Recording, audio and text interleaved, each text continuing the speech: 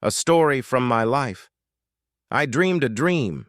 A handsome young man, beautifully courting, felt in a dream that I fell in love at first sight. Called himself Dennis and wrote his phone number on his arm. I woke up with a great mood, but at the same time with sadness that it was only a dream. I remembered the phone number by heart. I forgot only the last digit. I took the phone in my hands and started dialing the number, substituting the last digit from 0 to 9. I called and asked Dennis. I hastily started to say that I had dreamt about him and that he had written the number on my hand. He sent me away, said I was crazy. It's been 10 years, but the dream still hasn't come out of my head. It's a shame. Story 2. I had a fight with my husband. I went crying into the bedroom, opened the window wide open and hid in the closet, hoping to scare him.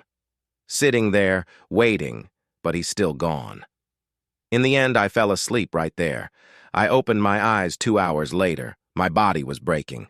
It was stuffy.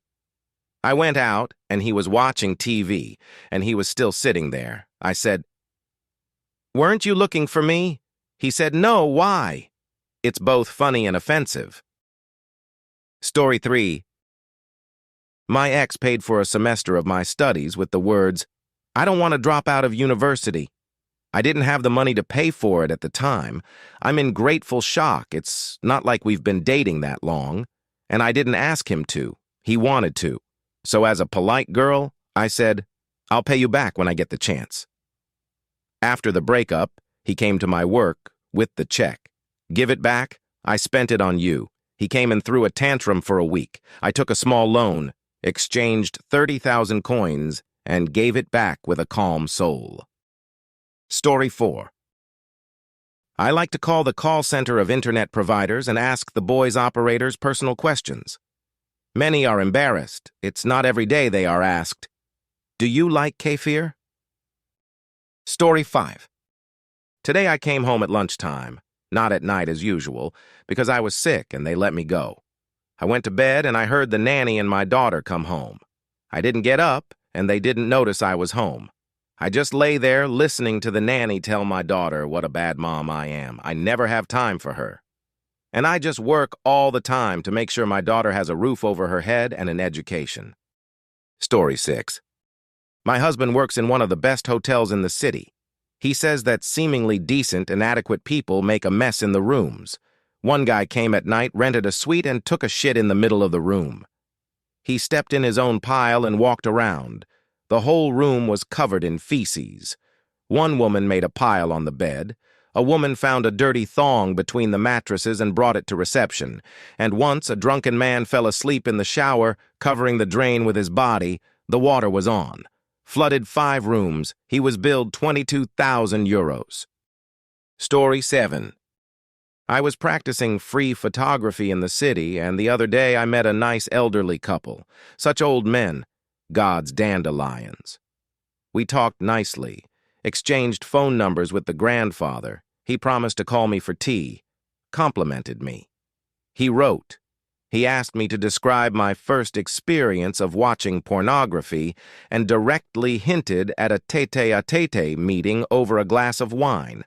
I'm 17, he's in his 70s. I don't approach old men I don't know anymore. Story 8. In the early 90s, we were alone at home with my grandmother.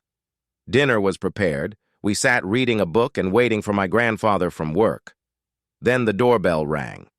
I ran to open the door, and behind the door was not my grandfather, but a tall, shaved man.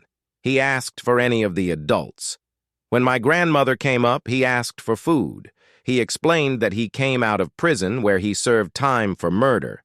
He said that he did not want to steal, although he was hungry. My grandmother let him in to wash and feed him. The man ate and cried. Then he sent postcards for every holiday until 2001. Story 9. I work at the construction site.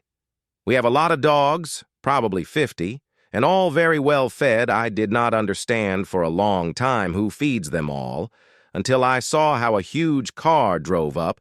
The deputy mayor of our city came out of it, pulled out a huge bag of food and fed all the dogs, and so every day, morning and evening, when one dog got sick, he took him to surgery, paid for it, and brought him back. I don't know what good he does for the people, but he has done a lot for these dogs. Story 10. My father worked his whole life as a navigator on an airplane. One not very pleasant day, it turned out that the airline was rebranding, switching to a new type of airliner, where navigators were not needed. At home, he said that he was not upset, because he was tired of constant flights and business trips.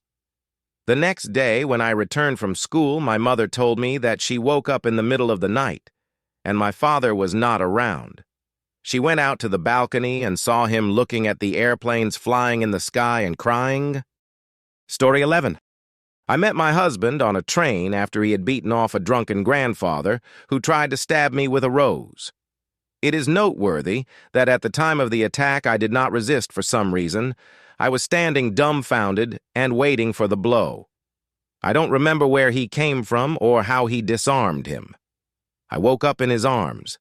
A few minutes later, on the platform, he handed me over to my dad and left. I met him by chance 3 weeks later and realized that I would never let him go again. We got married just the other day. I am happy. Story 12. When I was little, my parents often went to the countryside and left me with my older brother. He would have drunken parties with his friends every time, and that day, so that I wouldn't disturb them with my whining, he locked me in my room. I cried for a long time at first, then finally fell asleep. I woke up in the middle of the night hearing the lock on the front door open. Then I heard thumps, women's screams, and footsteps towards my room. I was very scared, especially when someone started pulling my door handle. Then they left, and I was afraid to get out from under the blanket.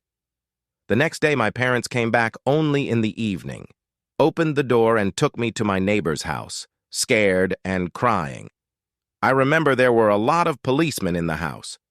My brother and his girlfriend were killed then. It is still unknown who killed them and why.